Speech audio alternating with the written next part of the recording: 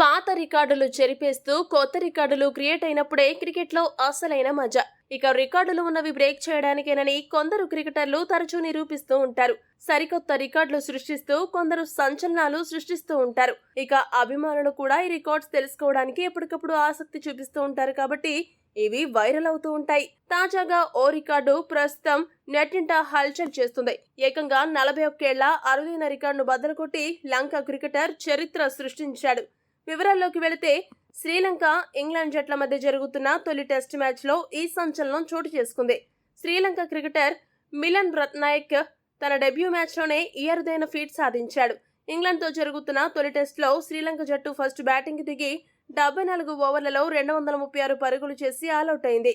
అయితే ఒక దశలో 113 పరుగులకే 7 వికెట్లు కోల్పోయి తీవ్ర కష్టాల్లో పడిన లంక జట్టును మిలన్ రత్నాయకే ఆదుకున్నాడు.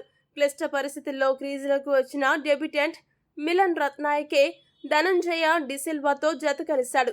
ఇద్దరు వికెట్లు పడకుండా జాగ్రత్త పడుతూ ఒక్కో పరుగు తీస్తూ స్కోర్ బోర్డును ముందుకు కదిలించారు.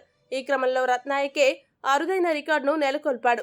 9వ పొజిషన్లో బ్యాటింగ్ కు దిగి అత్యధిక స్కోర్ చేసిన క్రికెటర్ గా నిలిచాడు. అతడు ఈ మ్యాచ్ లో 72 పరుగులు సాధించడం ద్వారా ఈ అరుదైన ఘనతను నమోదు చేశాడు. మొత్తంగా 135 బంతులు ఎదుర్కొన్న ఇతగాడు 6 బౌండరీలు 2 సిక్సర్ల సాయంతో 72 పరుగులు చేశాడు.